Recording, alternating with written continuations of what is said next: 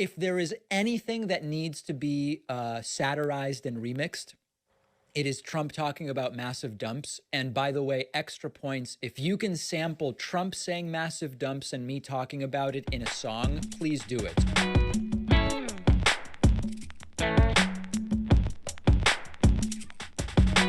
Dumps. Big massive dumps. Dumps. Big massive dumps. Sir, you can't ask that question. Dumps. Dumps. Sir, I don't know. Dumps. Dumps. Dumps. Dumps. Sir, sir. Dumps. Dumps. Dumps. Dumps. Dumps. Dumps. Dumps. Dump. Big massive dumps. Dumps. Dumps. Dumps. Sir, you just Dumps. won. Dumps. Dumps. Dumps. Dump. Big massive dumps. Donald Trump insisted multiple times that it was massive dumps that led him to lose the election, which is just on another level, on another level. Dumps. Dumps. Dumps. Sir, you just Dumps. won. Dumps. Dumps. Dumps. Dump. Big massive dumps. Dumps. Dumps. Dumps. Sir, you just Dumps. won. Dumps. Dumps. Dumps. Dump. Big massive dump. You turn the faucet on in areas where there's tremendous amounts of water, where the water rushes out to sea, because you could have people are flushing toilets 10 times, 15 times, as opposed to once. Quietly tripping. Dumps. Dumps. Dumps. Sir, you just Dumps. won. Dumps. Dumps. Dumps. Dump. Big massive dumps. Dumps. Dumps. Dumps. Dumps. Dumps. Dumps. Dumps. Dumps. what is going on here? What is going on here? It's just beyond parody. I mean, massive dumps cost him the election. What is going on here?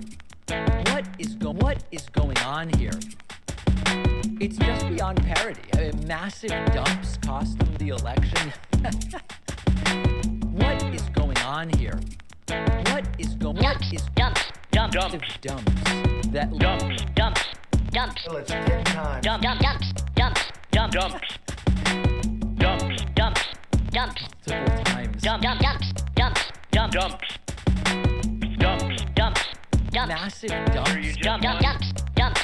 Dumps. Dump. Big massive dumps. What Dumps. is going on here? Dumps. What you just Dumps. won. Dumps. is going Dumps. on here? Dumps. Dump. Big massive dumps. It's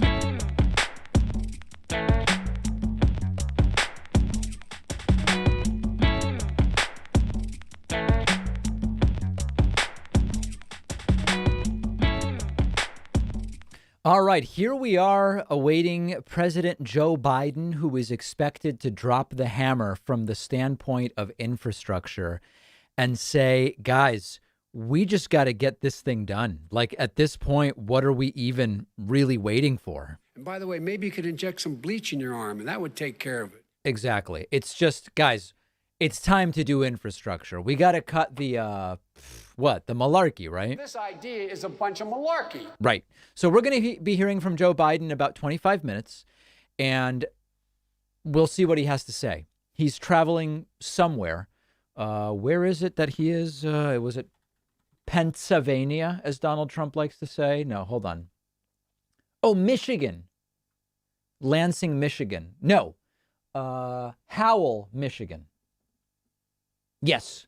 He's in Howell, Michigan. So we're going to be hearing from No Malarkey Joe momentarily. I do want to say thank you to Ellen McCarthy, who just made a pledge on Patreon, or Patreon, as some say. I've heard it said that way. Patreon counts twice, so that actually already puts us at 2, which is fantastic. Also, big thank you to Adam David Lee for subscribing via Twitch Prime. And thanks to Jen here for gifting 2 more, getting us out of the gate very quickly, really like a Clydesdale, already at 5.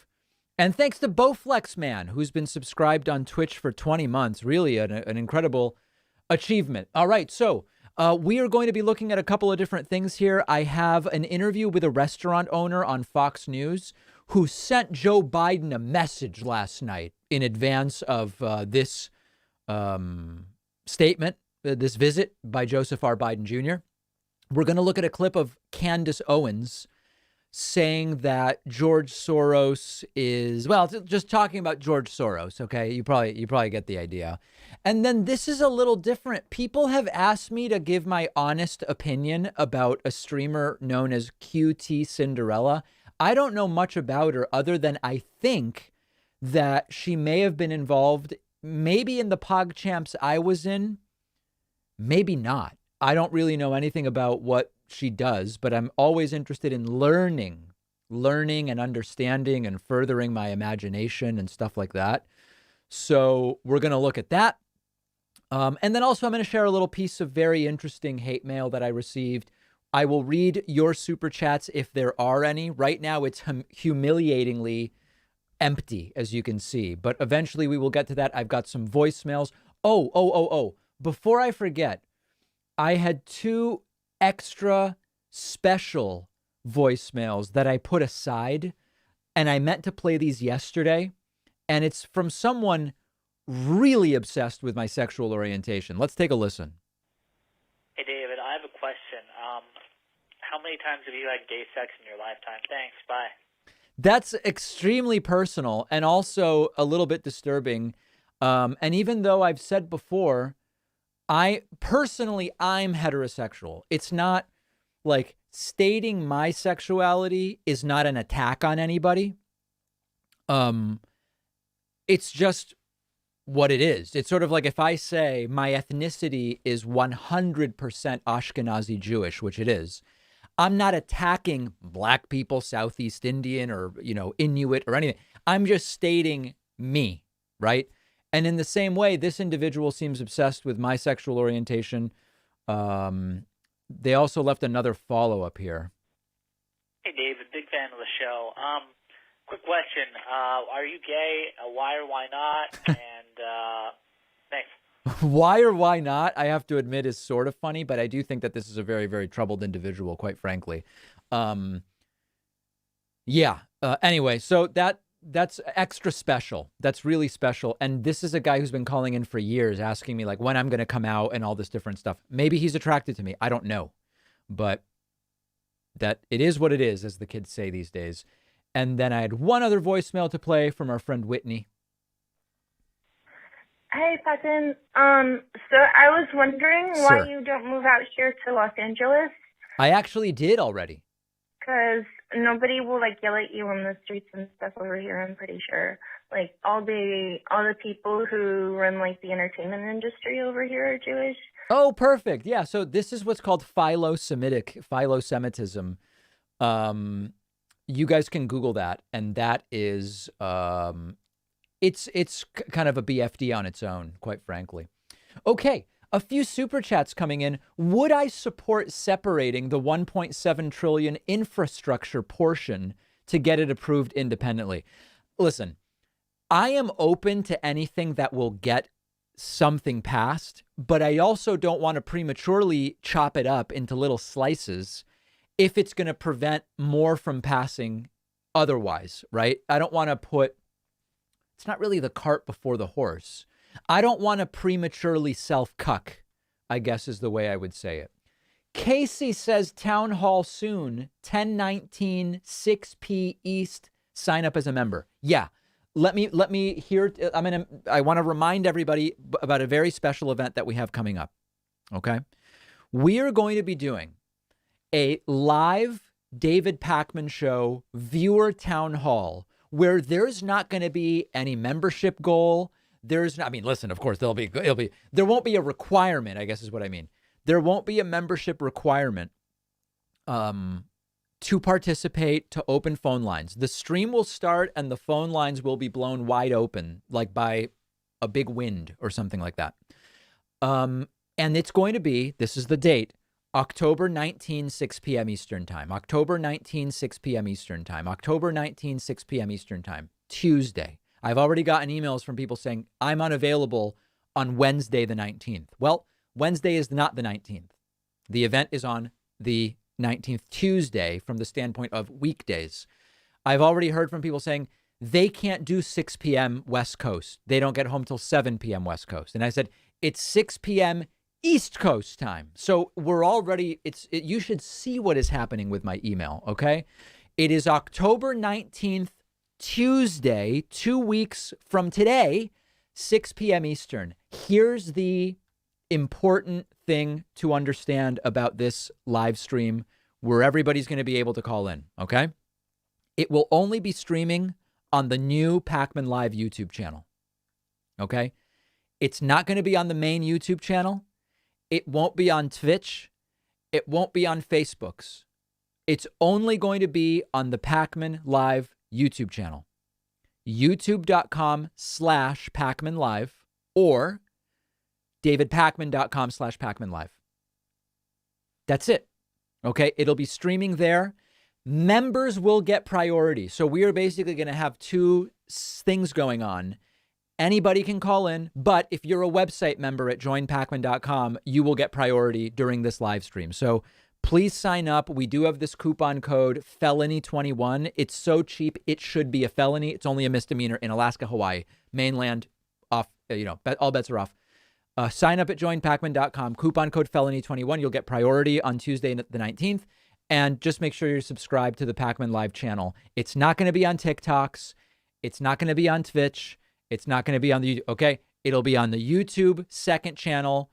People yesterday, it was funny in the chat. People were saying, oh, so basically you're trying to build that channel up. Yeah.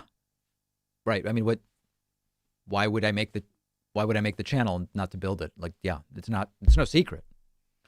It's sort of like, hey, are you using titles to get people to watch the video? Yeah. Yeah. I remember I had a debate or something like that with, what was that guy's name? Carl Benjamin, Sargon of Akkad, where he was arguing I was using clickbait titles. And I basically said, I'm using titles that reflect the content of the video and are as interesting as possible. Like, no, let me spend time making videos, but come up with the titles that will push people away from the, come on, guys, come on. Okay. So that's that. That's the point there. I think that, am I missing anything on that? No. Okay. So yeah, just sign up at the Pacman Live. It's free. You just hit the subscribe button. Perfect button. Gets you signed up. Oh, check out this. Remember this bad haircut I got? Let's take a look at that. Oh, I haven't addressed, by the way. Yeah, I got a disastrous haircut the other day because what happened is my normal. Look at how much better my hair looks today than in this video. Oh my God, it's actually even worse than I thought. My normal person was so booked up. She's so in demand that I called and I said, ma'am, please, I'll go anytime. Get me in. And I couldn't happen. And so I ended up going to like a barbershop, which I love the barbershop vibe. You know, I always used to go to barbershops, but it was a disaster. Yeah. And the different problems are, one, way too short here relative to this stuff. Just like, I feel like I'm pretty accurately describing the problem. This was buzzed relative to this stuff. They essentially gave me a mullet. Like when I turned to this, I mean, like, God. I almost have a mullet. It's absolutely disastrous. Look at that. So anyway, on Friday, wait, when am I doing it? Yeah, Friday I'm getting it fixed, but it's really bad. Really, really bad. And as promised, I took care of it. Okay, so it's all happening. It's all great, and nothing really to worry about in any serious sense. Over on Super Chats, a couple Super Chats coming in. Tristan says, media celebrating like coronavirus is over. Ridiculously premature, not learning from the past. Tomorrow on the podcast, the PCast, I will be addressing the COVID numbers, or COVID, as some people still call it. Where the hell is Chuck Schumer hiding? I think he's with Hunter. He must be wherever Hunter is. It must be the same place. Yeah, I don't know. I don't know. You'd have to check with somebody who knows about that sort of thing. Okay, let's get into some of these other items that I have. I do want to say thanks to Papa Bear Kenzo, as well as Exotao and Paco Taco for the Twitch Prime subscriptions, putting us at 9. And over on the website, oh my God, no website members. It looks like one person's in the process of signing up at joinpacman.com, so maybe I'll have somebody to thank in a moment. All right, let's get to some of these other clips. Let's go first to restaurant owner sends a message to Biden ahead of today's visit. Let's listen to this. I'm sure this is fascinating. Today, Joe Biden is hitting the road heading. Oh, this was this morning. Sorry. to the state of Michigan to sell his Build Back Better agenda that his own party isn't even buying. So what do small business owners struggling from a crippling... Man, Steve Ducey really struggling to speak. Small business owners, he's got a frog in his throat, just all sorts of problems. Labor shortage actually need? Let's talk to the owner of Augie's Bar and Grill in Madison Heights, Michigan, Steve Howcroft. Steve, this guy actually also does teach business law at Brown University, adjunct. good morning to you. Good morning. How you doing? I'm doing okay. Let's say Joe Biden's motorcade just pulls over in front of Augie's later today. What would you tell him that he's getting wrong? You know, I think the biggest thing is this RRF fund and the way Restaurant Revitalization Fund. The way the government kind of hand selected businesses to get funding and then didn't for the rest. I mean, there was $28 billion in that fund, and there was $80 billion that was requested. So, you know, a lot of us just kind of got left out in the cold. So the government picked the winners and the losers, and apparently you weren't on the good list. No, not at all. We filled out all the appropriate paperwork. We had everything done. We were at the top of the line, and then we got a number and told what we were going to get, and then the wool just kind of got pulled out from underneath us, and now we're stuck. The wool was pulled out for. I love mixing metaphors. Because it's the rug was pulled out from underneath us and the wool was pulled over our eyes, which also wouldn't apply. But mixed metaphors, I don't know why, I just love it. With absolutely nothing, and then some of our competitors got millions of dollars. Yeah, we'll burn that bridge when we get there. I love that. Is now going to put me in a situation where if I don't have that funding, I'm not able to, do renovations. I'm not able to pay better wages, and then my competitor down the street might be able to pay. Now, I hate to ask this because I know it's a very conservative question to ask, but why does the government have to pay for his renovations? I mean, why, right? I mean, isn't that I thought businesses did the thing and markets and everything. 2-3 times more than I am because of that funding. I was talking to my friend Lee Lipton down in Palm Beach County. He runs a couple of restaurants there, and he said that he's got to pay people double what he paid a couple of years ago. Double? Just to get people in the door. And often somebody will sign up for a job. They might. By the way, sign up for a job. Does this guy have any idea? Sign up for a job. It's like, I know that that's a small thing, but most people who seek jobs don't. I just signed up. I now work at NASA. You just sign up. I mean, it's just a sign up form. Work one day, but most of them quit after a week. Yeah, and a week I think is long. I mean, we've had people work. I signed 3 petitions today, and I signed up for 2 jobs. One shift and then not show, and I don't think that it's not the environment. It's just they're finding other things. They're potentially job jumping for 25, 50 cents an hour. But you're absolutely right. I mean, well, but then pay $2 more, and then everybody will stick with you.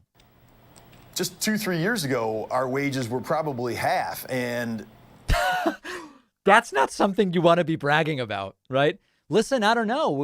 We were paying half a couple years ago. Now it's just impossible to keep up with, especially some of these businesses that got that RRF money. They can pay people, astronomical amounts, really, and it's going to bury us. Absolutely. And at the same time, Steve, you've got this problem where, we've been talking about how there is people are supposed to start doing their Christmas shopping right now because there's a supply chain crisis. Right. Logistically, the United States can't get enough stuff in. It's stuck on boats. People aren't unloading the boats. They're not. Definitely Biden's fault. Loading the boats. It's just a vicious cycle. What about in your business? Can you get enough food to put food on the table for your customers?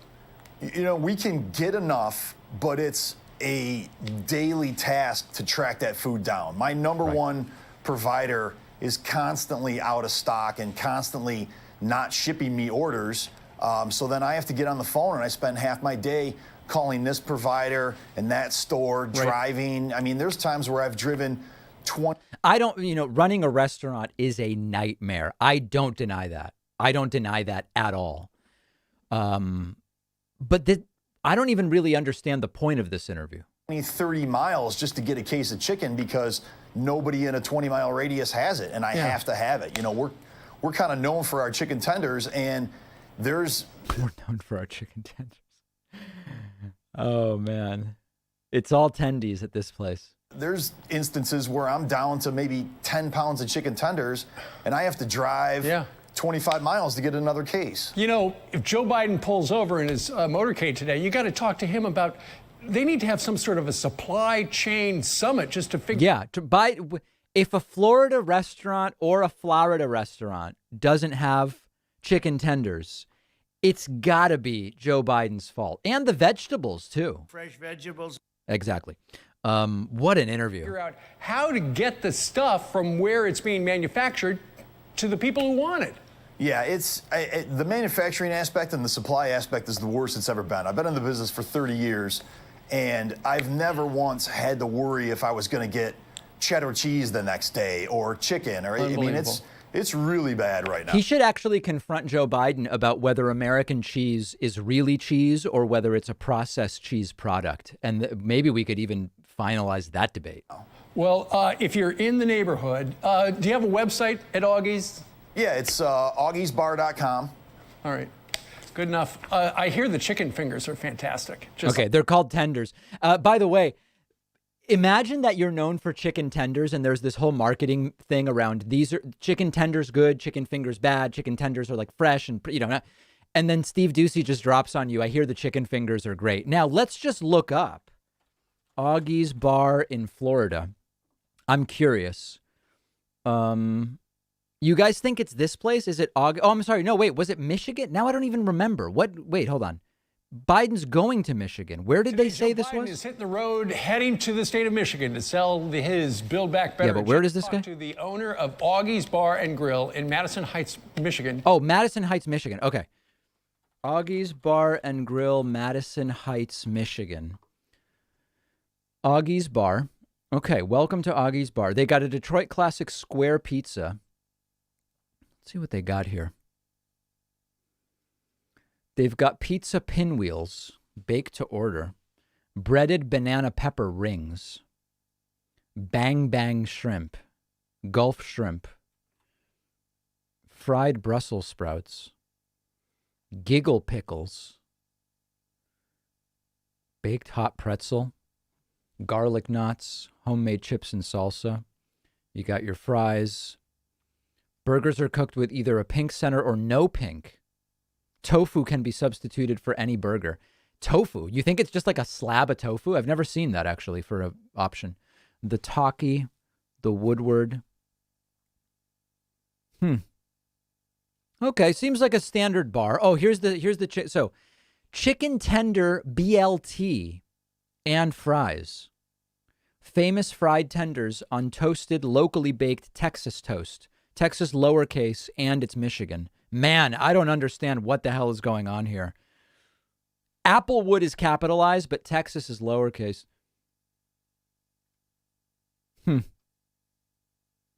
Crispy tender sandwich, substitute tofu. Nashville tenders. It's kind of a weird place, huh? Round or deep dish square pizza. Nashville hot tenders. And then they've got their originals here. The BLT, the Augie's Special, Old World pepperoni, smoked ham, onion, green pepper, and bacon. Wow, it's very meaty, right? Pepperoni, ham, and bacon all on one thing. All right, so anyway, the chicken tendy supply issues do seem to be plaguing Augie's. So that is that. I want to say thank you to Anirban Bagchi for signing up via Twitch Prime. Also, Madison78 man. Jen has gifted 2 subs, putting us at 13. Very much appreciate that. I see people asking, what is it that we are doing on October 19th? So I'm going to mention it one more time. October 19th, we're doing a viewer town hall live stream. Anybody who wants can call in. Members on the website will be given priority. If you want to be given priority and have essentially a guarantee of being able to talk to me on Tuesday the 19th, sign up. I would say right now, at joinpacman.com. You can use the coupon code felony21 for a huge discount. You don't have to take the discount. It's available. It's not means tested. It's available. I won't check anything. Okay. Just check local laws about how deep the discount is. Sign up at joinpacman.com. And then the live stream is going to be on the Pacman Live YouTube channel. Whoops, this isn't it. Hold on. I'm going to get back to this. Pacman Live. Okay. YouTube.com/Pacman Live. This is where that live stream will be Tuesday, October 19 at 6 p.m. Everybody can call in, and it's going to be absolutely great.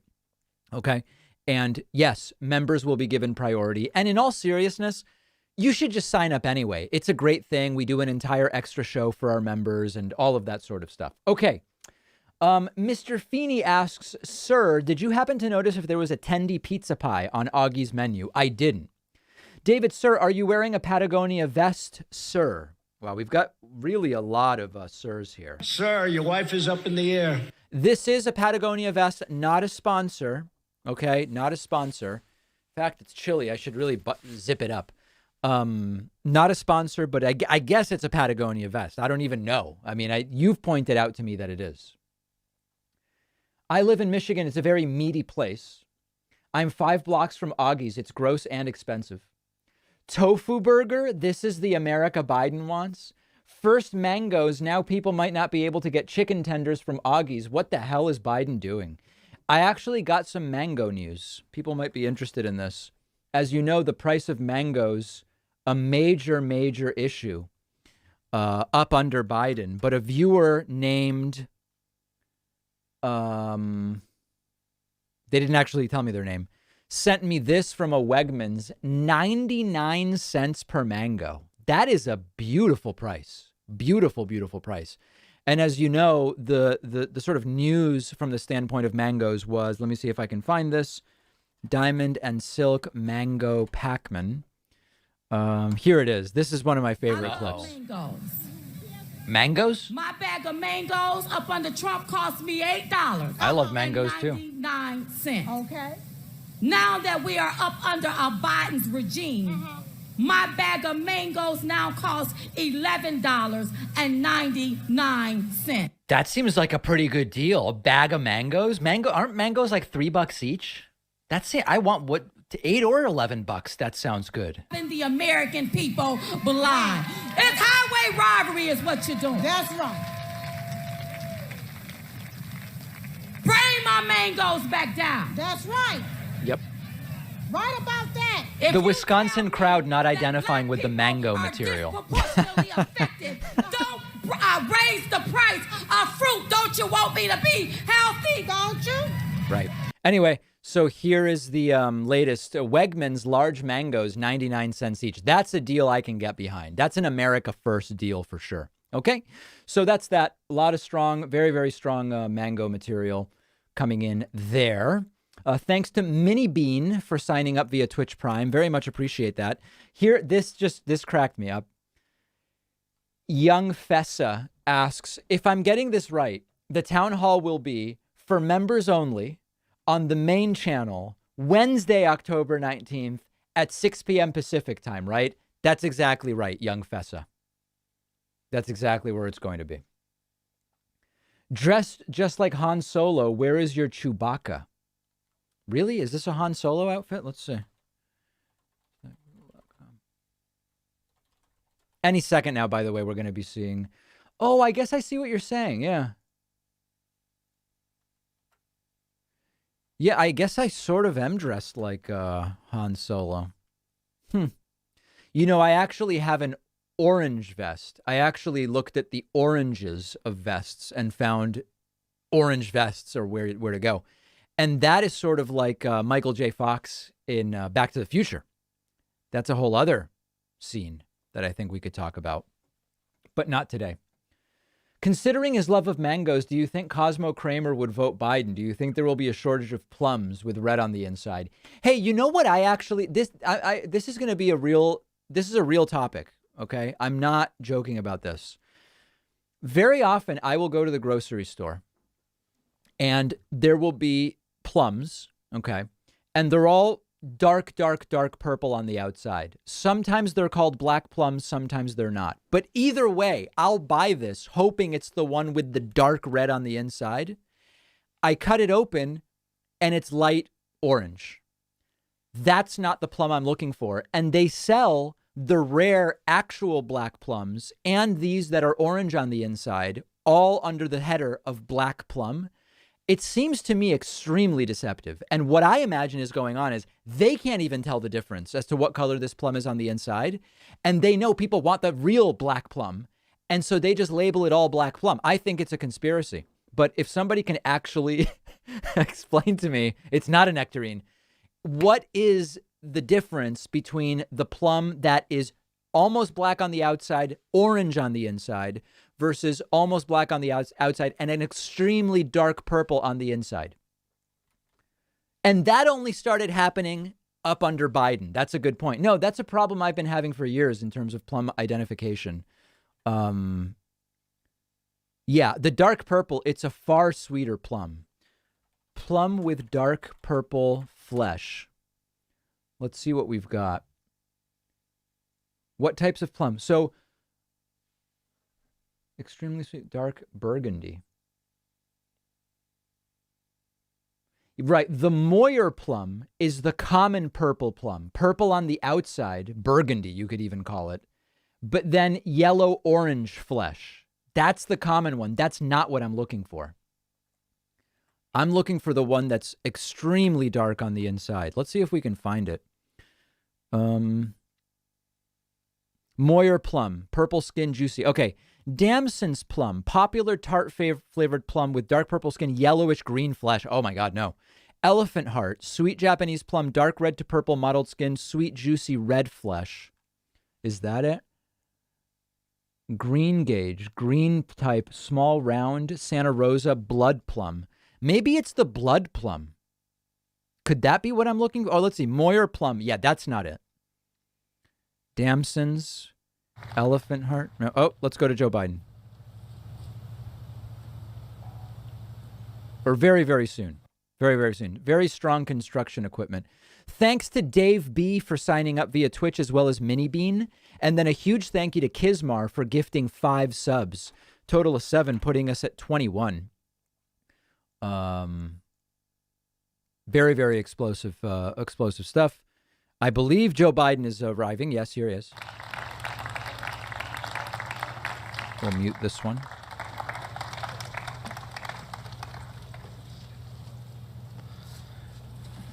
Good afternoon, and welcome to the International Union of Operating Engineers, Local 324 Construction Career Center. Right. My name is John Osika. I'm the training director for this organization, and for statewide, we have 4 campuses, including the 560 acres that you are setting in today. Wow. On behalf of Local 324's business manager, Douglas Stockwell, and our membership, I would like to first thank our guests, the media, and of course, President Joe Biden. Ooh, delayed applause. I also would like to recognize our International General President, James T. Callahan, who was unable to attend, but sends his warmest regards. His regrets, oh my God. 324, we have a saying: we build, we operate, we maintain.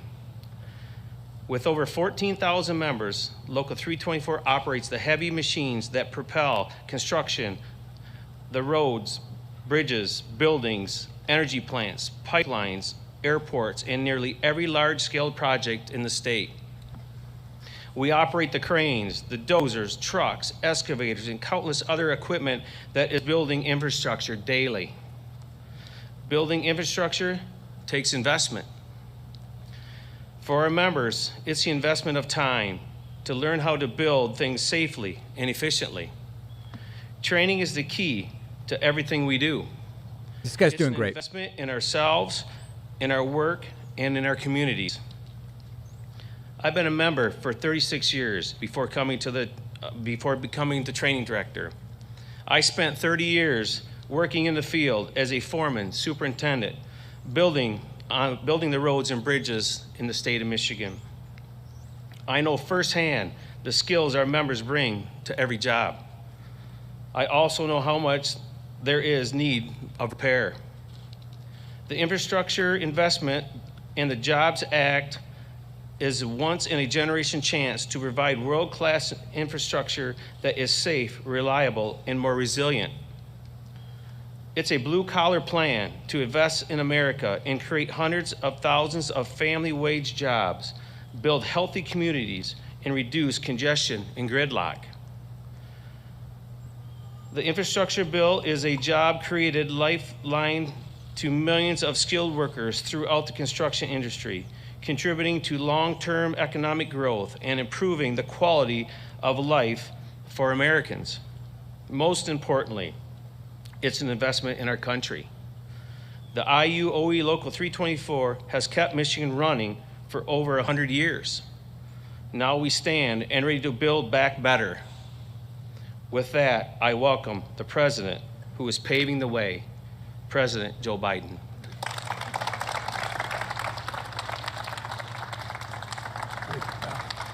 Put your mask. I might need that. One of the wettest we've ever Hello, seen. Michigan. It's good to be back. It really is. And John, thank you for that introduction. The truth of the matter is, there's a reason why the American labor movement across the board has the single best workers in the world, because they're the best trained. I wish the American people understood how much serious training goes into being a union worker. I really mean it. You're the best in the world. I was kidding. Someone said to me earlier that I said, I'm a union president. I'm a president who supports unions, not labor, unions. And someone pointed out to me that I allegedly have used the word union as president more than the last 7 presidents combined. You built the country. Wow. No, not a joke. You built the country. And it's great to be here with several excellent members of Congress. Elisa Slotkin, Alyssa, you don't want to screw around with her. She's an intelligence officer as well, so she's forgotten more than most of you know. But thanks for riding out with me, and thanks for the advice you've given me, and I mean that sincerely, and how we're going to make sure that everything we do here is paid for, and not a single penny raised in taxes of anybody making under 400 grand. And Debbie, you're the best in the world. You and John have been so friends of mine. You've been for so long. You've stepped in and taken over in a way that I think has had to be both emotionally It's the best, I know. But you've done an incredible job, and I consider you one of my great friends. Thank you. And Dan, you're okay, Dan. You ain't quite like the woman sitting next to you, but all kidding aside. This idea is a bunch of malarkey. Dan, you've done a great deal. I mean, I really mean it. You're always there for everything to support your constituents, and you understand what I'm going to talk about a little bit later. The way we built this country is from the bottom up and the middle out, not from the top down, and you get it. And Andy, as my dad would say, you got good blood, kid. And thank you for what you're doing. Thank you for stepping in, and thank you for the great job you do. Michigan, I also have, it's also fortunate. How much you guys want to bet some right-wing media person picks up on that and says Biden was promoting eugenics by saying you've got good blood? Debbie and Gary are in Washington now, and to cast some really important votes to keep things moving. And of course, it's great to be here with my friend. We become friends, an outstanding governor, one of the best governors in the United States of America, and her lieutenant governor who covers her in every way, both in terms of physically and mentally and every other way. And thank you for all you did to help me get elected. I really mean it. Thank you, thank you, thank you. Look, I know there's a lot of noise in Washington, there always is, but it seems to me a little more than usual now. A whole lot of hyperbole, a lot of heat, and I'm here today to try to set some things straight if I can. Please. I want to talk about what's fundamentally at stake for our country now, at this moment. I know it's an overused phrase, but I've been using it a lot. We're at an inflection point. Anywhere from 40 to 80 years in America, there's an inflection point. We have to choose what direction we're going to go, what we're going to do, not Democrat, Republican, but who we're going to be. For a long time, America set the pace across the entire globe. For the better part of the 20th century, we led the world by a significant margin in investments in ourselves, in our people, in our country. We invested in our infrastructure, in our roads, highways, bridges, ports, airports, and the arteries of the nation that allow commerce to function smoothly and swiftly and allow us to generate significant income. We've invested in our people in opportunity. We're among the first to provide access, for example, to free education. It's the reason why in the 20th century we began to take off. It was back in the late 1890s. We decided among the first countries that we were going to be the first nation that every single American, regardless of their background, no, it wasn't at the time regardless of their background, but based on income, would have free 12 years of education. We invested to win the space race. We led the world in research and development, led to the creation of the internet. And but then something happened. We slowed up. We stopped investing in ourselves. America is still the largest economy in the world. We still have the most productive workers and the most innovative minds in the world. But we're risk losing our edge as a nation. Our infrastructure used to be the best in the world, literally, not figuratively. Not for a while. Today, according to the World Economic Forum, we rank 13th. Our infrastructure, 12 nations have a better infrastructure than we do, which means they can move product. They can do so many things better than we can do it. We're among the first in the world to guarantee access to universal education. Now, the Organization of Economic Cooperation and Development ranks America 35th out of 37 major countries when it comes to investing in early childhood education as a percent of GDP. Think of that. Think of that.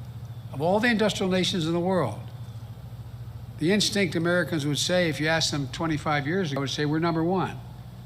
We are not. There's only 2 industrial nations that are lower than us. With all due respect, all those that's investments a that bunch of fuel the malarkey. strong economy, we've taken our foot off the gas. I don't know what's happened. The world has taken notice, by the way, including our adversaries. Yeah. And now they're closing the gap in a big way. So it's essential that we regain our momentum that we've lost and the work of our time, it seems to me, those of us who hold public office, is to prepare ourselves to be more competitive and to win the fast-changing 21st century in the global economy. Things are changing incredibly quickly. That's why I propose 2 critical pieces of legislation being debated back in Washington right now. The first, a bill to invest in our physical infrastructure. And the second is a bill to invest in our human infrastructure. I'll talk about both these bills in just a moment, but first, I want to set one thing straight. These bills are not about left versus right, or moderate versus progressive, or anything that pits Americans against one another. These bills are about competitiveness versus complacency. They're about opportunity versus decay. They're about leading the world or continue to let the world pass us by, which is literally happening. To support these investments is to create a rising America, America that's moving. To oppose these investments is to be complicit in America's decline. To support these bills is to pursue a broader vision of our nation, and oppose them is to accept a very cramped view of our future. This isn't about 2 pieces of legislation. It's about the inflection point I mentioned earlier we are in our history, the world history. So, here's what I'm proposing. First, the infrastructure bill. It's about rebuilding our roads, our highways, our bridges, our ports, our airports, our broadband, all the things that need repair. Our arteries of our economy have always been fueled by the economic might and dynamism of Americans. Across the country right now, 45,000 bridges and 173,000 miles of roads, according to the Society of Engineers, are in poor condition. Surrounded right now, by including water, more than big 1,200 water, bridges, as the ocean governor's water. been fighting to repair here in your state. 7,300 miles of roads here in Michigan. I'll bet everyone in this room can tell me what the most dangerous intersection in this town or any town they live in and where it is. That you hold your breath when you're driving over trying to cross the street. Not a joke. Working with the governor and members of the Congress here, we're going to put hardworking Americans like the operating engineers here in Howell on the job to bring back our infrastructure and bring it up to speed. good union jobs, not $12, $15, $18, prevailing wage jobs, wage that give you dignity, that you can raise a family on, that you can hold your head up. This is a blue-collar blueprint for how we restore America's pride. And these are jobs that can't be outsourced. We're going to put plumbers and pipe fitters to work, replacing lead pipes in America, so families and children can drink clean water. 400,000 schools. I mean, it's not just our homes, it's across the country. We're going to put line workers and electricians to work laying thousands of miles of transmission lines and to build a modern infrastructure and energy grid. We're going to make high-speed internet affordable and available to everywhere in America. We're talking about that on the way over with Alyssa, we have a that world, how right? short the number of people have access to the internet here because of the lack of investment. We're going to make the largest investment in public transit in American history. And we're going to make the most important investment in our rail system since the creation of Amtrak 50 years ago. And let me tell you, our competitors aren't hanging around and waiting to see what we're going to do. They've been pouring billions of dollars into infrastructure and into this training their people for years now.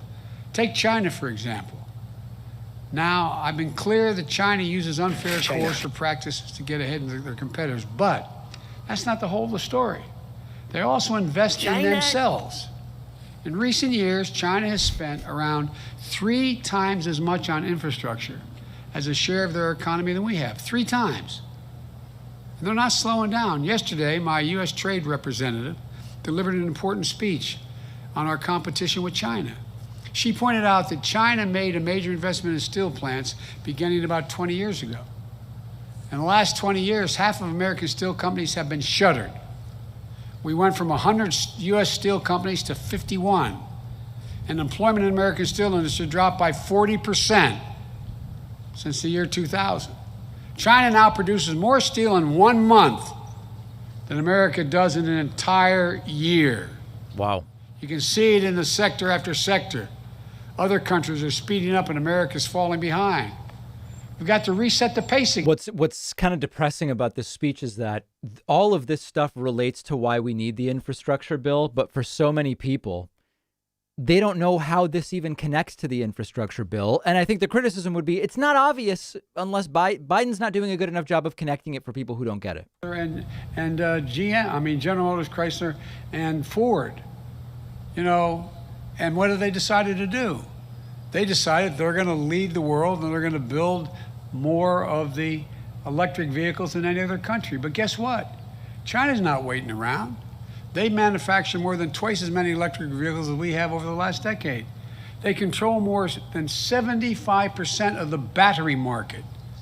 And they're poised to invest another $14 billion in charging capacity now in their country.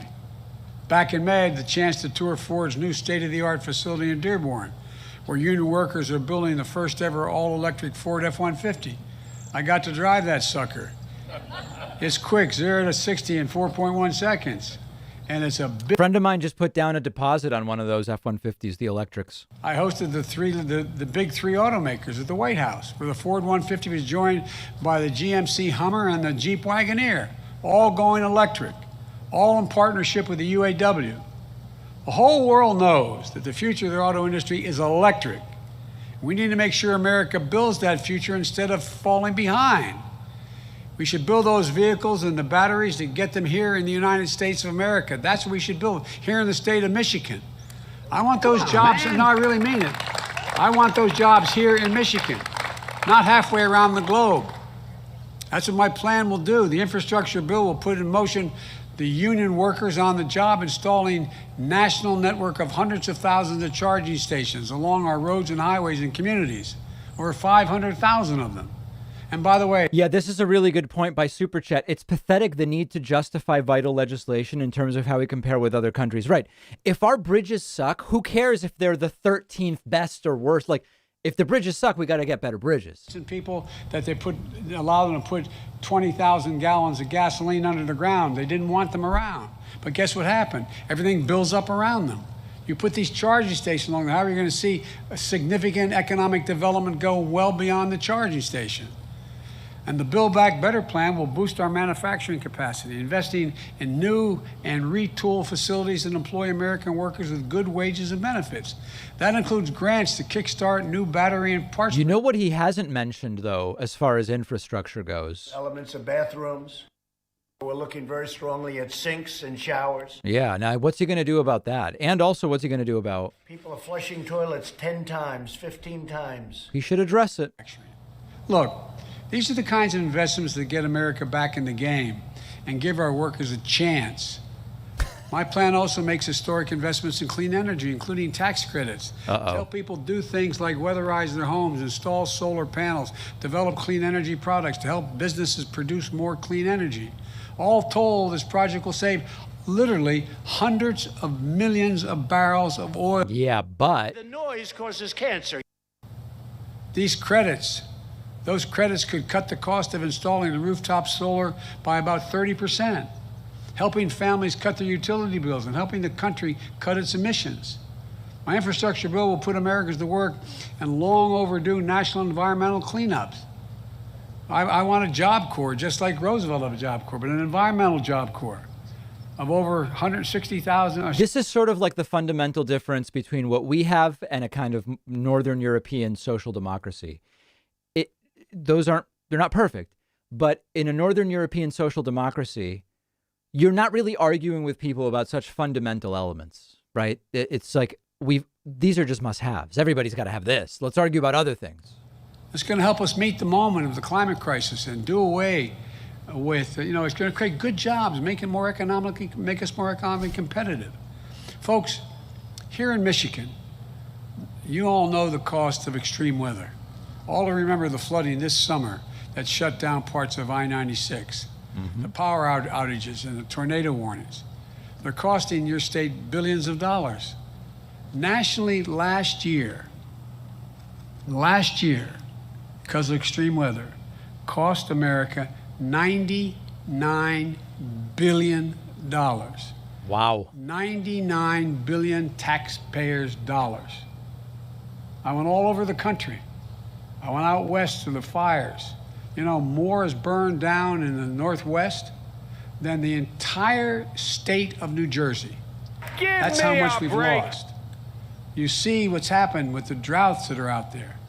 You see reservoirs that are down 30, 40, 50 feet.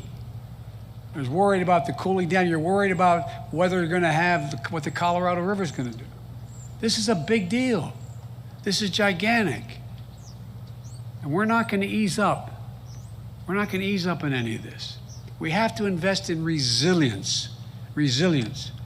You saw Texas, their entire power grid went down because they had no resilience. Right. The ability to build back and build things stronger. Why a lot of those fires in the far west? And because guess what? It's a hell of a lot safer to have those wires underground, not being knocked down by high winds and tornadoes and the like, causing fires. Look, we haven't passed a major infrastructure bill for decades in this country. It used to be a normal thing to do. Right. It used to be a bipartisan thing to do. If we get this done, we're going to breathe new life into our economy and our workers, and we're going to breathe cleaner air. Economists... And please remember, guys, it's $3.5 trillion over 10 years. It's $350 billion a year. Inconceivable numbers like for a household, right? But there's a big difference here. Bills could help our economy create an additional 2 million jobs per year, every year. 2 million per year. That's going to be transformative. And here's the deal. The jobs in my plan are people who too often felt left behind and were left behind, left out. 90% of the jobs in this bill, these bills, in my infrastructure plan, don't require a 4-year college degree. We need to get this done. But it isn't enough just to invest in our physical infrastructure. We're going to lead the world like we used to. If we're going to do that, we have to also invest in our people, like you do right here in training, this training facility. Your damn emails. That's why my second bill, the Build Back Better plan, that's what it does. Take education, for example. When America said... Corn Pop has not come up yet. Entitled to 12 years of free public education, universal, a century ago, it gave us the best educated, best prepared workforce in the world. That was one of the reasons why America began to grow so rapidly. It's a big part of why we led the world the bulk of the 20th century. But guess what? If we were going to put together a committee today, like they did in 1898, I think it was, and we were going to invent a public education system, is there any chance we'd say that we thought 12 years was enough in the 21st century? No. Just 12 years? I don't think so. Study after study shows that the earlier our children begin to learn in school, not daycare, the better for themselves, for their families, no matter what the background they come from, no matter what their background. Recent university studies point out that they're increased by 56% the chance of them to get all the way through 12 years of school without getting in trouble. It's a gigantic deal. It doesn't matter whether mom or dad know how to read or write, or the home is a home that is challenging. But right now, we're lagging behind, while other countries are investing in their children. Today, only about half of 3- and 4-year-olds in America are enrolled in early childhood education. Oof. In This Germany, is going to be not good. France, the United Kingdom, Latvia, that number is more than 90%. 90% of their 3- and 4-year-olds. We're falling further and further behind the curve. It's not just early education. According to one study, we rank 33 out of 44 advanced economies when it comes to the percentage of our young people who have attained a post-high school degree. Anything after high school. We're at the bottom of the heap. I'll bet if I was on a quiz, you're on one of these quiz shows, I ask you that, you would have said maybe we're 2 or 3 or 4. It's ridiculous. My Build Back Better plan gets us back on track. We'll make 4 additional years of public education available to every person in America. 2 years of high-quality preschool at the front end, and investments in community colleges so our students can gain skills they need to carve out a place for themselves in the 21st century economy. And also increase Pell Grants. They're grants for kids making families less than 50 grand, helping them get through community college or a historically It's funny black because it's like colleges in order to the people he's trying to convince think that all of these institutions are centers of liberal indoctrination. So it's like, how do you convince someone whose entire basis is so backwards? to help to support and to make sure that young people of every background and circumstance have a shot at good paying jobs. Look, this bill also invests in our workforce by providing so much needed breathing room for working families. After all, how can we compete in the world if millions of American parents, especially moms, can't join the workforce because they can't afford the cost of child care or elder care and have to stay home? For example, here in Michigan, the average two-parent family spends $10,400 on child care costs for just one child each year. 30 years ago, the United States ranked sixth among advanced economies in the share of women in the workforce. You know where we are today? Not 23. six. Yeah. 22 countries have a higher percentage of their women in the workforce making a competitive wage than the United States. While the competitors are investing in the care economy, we're standing still. And the fact is, millions of American parents are feeling the squeeze, having a hard time doing their job, earning a paycheck while taking care of their children or aging parents, and at the same time in this sandwich generation. My Build Back Better plan is going to change that. It's going to cut the cost of child care for most Michigan families by more than half.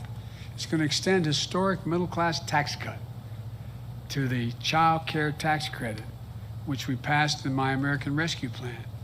Now, most people don't know. If you walk to the average informed person, doctor, lawyer, or whatever, and said child care tax credit, they're not sure what that means.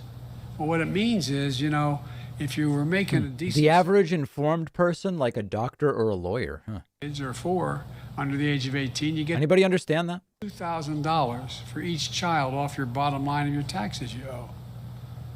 Well, guess what? If you're making $15 an hour, you don't have any taxes to pay like that. So guess what? You got nothing. Zero. No help. My friends in the other team have no problem giving billionaires and millionaires gigantic tax breaks. This is a tax cut.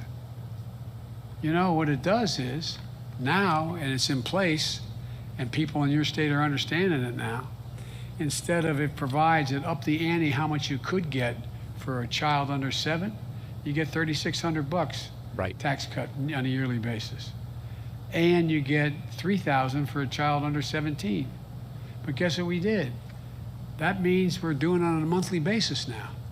It means you're getting either $300 a month or $200 a month, just like a Social Security check at home. It's cut child poverty in by 40%. That money's already a life changer for so many working families.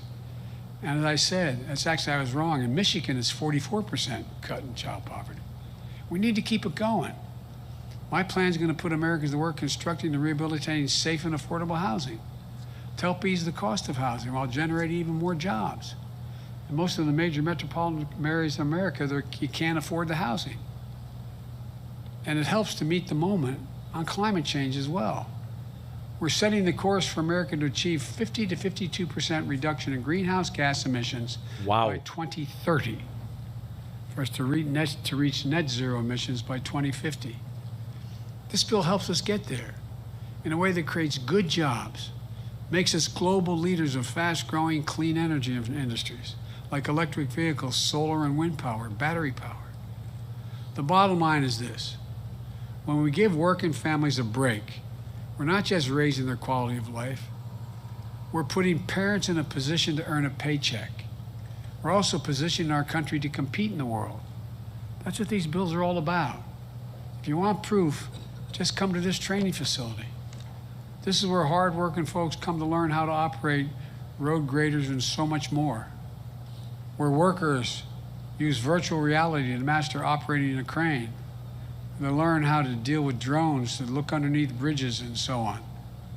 Where young people in Michigan show up and emerge as expert technicians, engineers, heavy equipment operators. They leave here with a shot at something great, a union job with good wages and benefits that allow them to maintain their dignity and their pride. It's a ticket to the middle class. This is where the economy starts, with you, your skills, your dreams, and your limitless potential. The only thing we've been missing is the will from Washington to finally build an economy around you. An economy that gives you and your family a fighting chance to get ahead, gives our country a fighting chance to compete with the rest of the world. We can't get here thinking small. We have to think big. Let me be clear. We need to prepare for 10 years down the line. That's what these bills do. Both these bills spend out over 10 years, not in the first year. So if you take the infrastructure bill, folks, it's described as a $1.2 trillion bill. What that means is that of all those investments in road, bridges, high-speed internet, water, everything else, all of it would be less than 0.5% of our economy each year. And it's all paid for. And they don't increase the debt because they're paid for by asking the very wealthy to begin pay their fair share. As a matter of fact, a significant portion of this plan cuts taxes for working people. And best of all, the cost of these bills in terms of adding to the deficit is zero. Zero. Zero. And I made a commitment when I wrote these when I was running. No one making under $400,000 a year will see a penny in their taxes go up. That's why in the infrastructure bill, there is no gas tax increase. Because people making under 400 would have to pay more. It's simple. You're working here at this facility, your spouse is a teacher or a firefighter. There's no reason why, combined, why millionaires and billionaires in this country should be paying at a lower tax rate than you do. Hear me again now. A lower tax rate. A police officer, a teacher, a union crane operator, and a nurse, they paid a higher tax rate, a significant portion of the major corporations in America and the super wealthy. Look, it isn't right. Isn't it right that 55 of the largest corporations in America in this country, and I come from the corporate capital of the world, more corporations are incorporated in the state of Delaware than every other state combined. But you know how much those 55 Companies, I could go on more than that. They made over $40 billion and they paid zero in federal income tax. How Since much the did they pandemic pay? Began, the number of billionaires, and I forget the exact number there are in America, have seen their wealth go up collectively by $1 trillion. $1 trillion. Isn't fair. It needs to change. Look, working folks understand that. That's why, despite the attacks and misinformation, my plan has overwhelming support in the polling data from the American people. They understand what's at stake. They understand that workers and families have a better shot. Americans have a better shot. I'm a capitalist.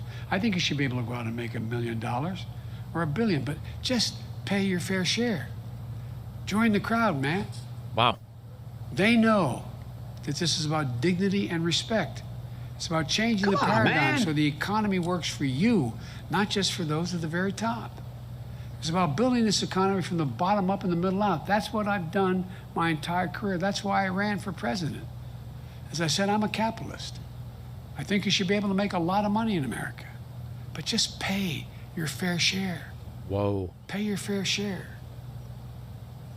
I took this agenda to the country. They said it was time to build an economy that looks out from Scranton, Pennsylvania, where I grew up as a kid, instead of looking down from Wall Street. An economy that looks out from Howell, Michigan, and towns like it all over America, that brings people from every race, background, religion into the game. That's what, and notwithstanding some of the signs that I saw come, that's why 81 million Americans voted for me. The largest number. Notwithstanding the signs. A clear majority were supported when they supported me. Look, it's now time to deliver. Let me close with this. The world's watching, not a joke. The autocrats of the world believe the world is moving so rapidly that democracies can't generate consensus quickly enough to bring their people together to get things done. They think democracy is not a joke. In my meetings with Putin, in my meetings with Xi Jinping and other leaders, they truly believe that we can't compete in the 21st century because things are moving so fast, democracies take so much time, that they are so divided that they can't get together in time to act. They believe they believe they'll win the day, and they can dictate their way forward and leave us behind. They're betting, not a joke. They're betting for the first time we won't respond to this inflection point in history, that will fail to rise to the occasion. But you've heard me say it a lot of times. It's never, ever been a good bet to bet against the American people. Never. Right. Look, just look back a little ways. After World War II, the United States did what we're trying to do now, invested in the American people to lead the world. At the time, presidents and Congress of both parties and Americans of all political views stepped up. I'm not being sentimental here. There was racial discrimination was a fact of life.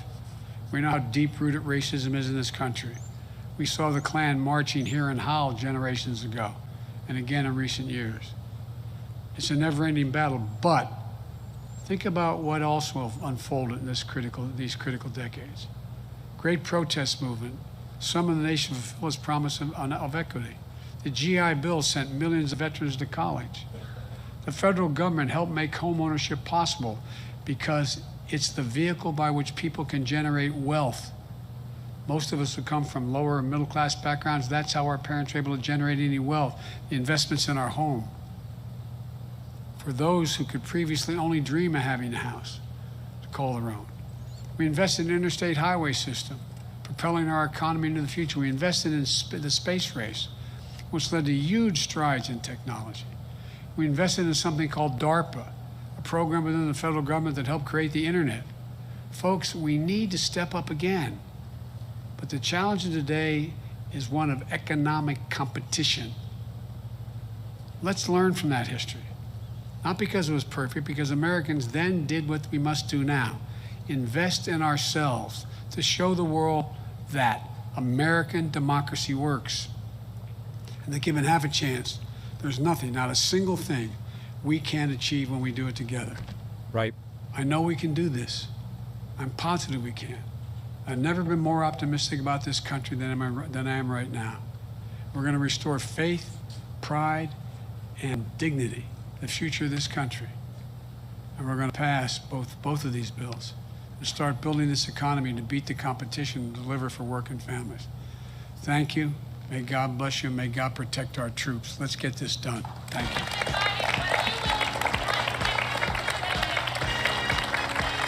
Thank you. Wow, what a day. Okay, just kidding. That's me playing the song. Okay, don't leave because I do have other stuff to go through still, okay? So I'm glad that people are still with us. I do want to say thank you to Joseph Yanover, who just signed up on my website, joinpacman.com, using the code felony21. Thank you, Joseph. Also, thanks to everybody who subscribed via Twitch Prime. And thank you to Taylor Hicks, who just signed up using the coupon code felony21 on my website. Let's get to a few other items. Here is Candace Owens, Candace, last night on Tucker Carlson's show, talking about what else? George Soros. Obviously, this is the most important thing. Candace Owens is the host of Candace. She joins us tonight to unravel this mystery. So here, Candace, thanks so much for coming on. So here, George Soros does not live in Austin, Texas. Don't think he ever has. He's not actually from this country originally. Why would he want Austin, Texas to have fewer police officers on the street? That's a very good question. And first and foremost, I'm so tired of the left pretending like we've picked George Soros to be our boogeyman. Like, oh, Soros. he's not a bad guy, but there goes the right talking. Why do they all do that? Alex Jones does it. Who was the second? George Soros. About George Soros. Every time this man spends money, it is towards an effort that is going to undo American civilization. Notoriously, obviously, he defunded Black Lives Matter, all the rioting, all the protests, the open foundation. He defunded Black Lives Matter? Society, which is his foundation, gave money to all of these causes, and you ask yourself why. He's a billionaire. If he wanted to help people or help black people, he doesn't need to give it to Black Lives Matter. He can give it to tons of other causes that actually do work to help black people and don't destroy their communities. But here we have him again in the same type of initiative going against police officers, and you ask yourself why. Well, you know, if I'm going to fathom an idea or a theory as to why he's doing this, George Soros is a man that made his money in investments. So we have to ask ourselves, what is he doing? What is he investing in? Man, she's really smart, huh? His investments would go long. He would do well in his investments if America was undone, if major cities were undone. I don't know. Maybe he's going long on China. Why would he benefit from an America that doesn't really exist? It's weird because, like, even if you take the argument seriously, you're George. Let's take the China example. You're George Soros or George Soros, as she says. You want your investments in China to do well. So you go, let's defund the police in Austin, Texas, because if Austin does poorly, then Texas does poorly, the U.S. does poorly. It gives an opportunity for China to do well. Well, we buy a whole bunch of the stuff that China makes. So if you destroy Austin, Texas, the people who live in Austin, Texas now, they lose their houses, whatever. They don't buy the stuff China makes. Like, I'm trying to take the argument seriously, but it's so painfully stupid. Not to mention, it seems easier rather than investing in China and trying to destroy the U.S. in some weird way to make your Chinese investments do well. Maybe just invest in the U.S. and don't try to destroy the U.S. Like, it doesn't even pass a single sniff test. I've also said this to you many times in the past, Tucker, and I want to say it again. I think what the left is after more than anything is the federalization of the police force. I've been saying this over and over again. Yeah, no, that's an authoritarian idea, and it's the right that wants that. I'm sick of this crap. Okay, absolutely ridiculous. Next, 4 people wrote to me and said, David, could you weigh in on what you think about QT Cinderella's content? Okay, I don't know anything about QT Cinderella other than I believe she was part of the same PogChamps I was part of a while back. I've just pulled up a random clip from her Clips channel. This is QT Cinderella's honest opinion on meeting XQC. I have no idea what it is. I don't know if she's a game streamer or IRL or what. Let's just take a listen. XQC is so great. By the way, is the eating on stream thing a big thing? Is that a thing? At working hard on like other people's streams too. Like he doesn't just turn it on for his stream. Like holy fucking, like what a sweet, sweet person. And every single thing I did, he would say, thank you for setting that up. Thank you for setting that up. Like he was so, everyone was so sweet and so grateful. But I was genuinely, I haven't gotten to spend as much time with X until this week. And he was insanely sweet. He thanked me for everything. And before we left, he was even like, thank you so much. You're really, really good at this. He was very, very thoughtful. And I had no clue. And so funny. I didn't know X was funny. Obviously, he is X short for XQC. Like it's already short, you know. He's like, you know, has so many viewers that's like he's got to be funny. Who knew? I didn't know he was that funny. He was so funny. Okay, all right. I mean, she seems nice. Does any like what's the? Can anybody explain like what's the content? I guess is what I'm saying. Of QT Cinderella. This is the content, but this is just commenting about XQC. She's aggressive to other streamers. It's salad and salad related. Her content is about being Ludwig's girlfriend. Variety? Huh. Okay. Well, I don't know if the 4 people who wanted me to comment on QT Cinderella, I mean, she seems nice. I will chat with her if I mean, I don't know why she would not. I'm not saying she wants to chat with me. If I came across QT Cinderella, I would have no problem chatting with her. I don't fully know what she does, but she seems very nice. Okay, so that's that. And then I did also want to show you guys this. This was something we got in our Facebook inbox this morning. This is a gentleman named George who wrote to me and said, "You keep calling Trump supporters delusional. I truly hope that you open your eyes before the communist, Democrat, Nazi party." A little bit of a contradiction there. "Comes for you. Trump did not lose the 2020 election." Actually, he did. Trump did not lose the 2020 election, says George. "It was part of a colors revolution. Color apostrophe S revolution." Does anyone know what that means? Color apostrophe S revolution? Nobody knows. Okay. "It was part of a colors revolution. Educate yourself, educate your followers, and open your eyes. Otherwise, you might find yourself on that train just like the Jews found themselves on a Nazi train, except this time it won't be gas. It'll be an injection. They call it a vaccine, dumbass." Big, massive dumps. Wow.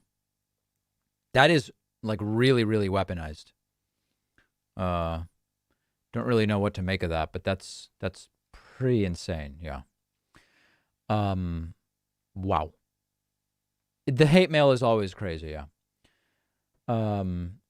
Island Guy said, "Imagine logging in to see the live show and the first thing you see is Candace's face.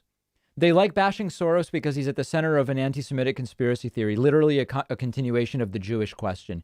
It seems to be that that's the case. Yeah, it definitely seems to be that that's the case. Okay, let me just finish up with voicemails because I did start voicemails and then we were interrupted by Joseph R. Biden Jr. and different things.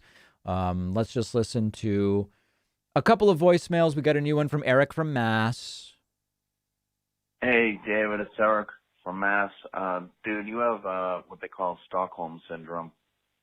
They are abusing the shit out of you, making you wear masks, making you do this, making you believing that everybody needs to be vaccinated when if the vaccines worked, you would only need to vaccinate yourself to worry about yourself. I mean, I don't know how long, you can stick up for them, but when the truth comes out, man, I really feel bad. I was trying to get you on the right side of this. And okay, so anyway, he really wants to help me. Hey, Pac-Man. So I wanted to tell you that I really appreciate you. I've met about 5 Hebrews in my life, and they're all very wonderful people, and say stuff like "I love you" and wonderful stuff like that. And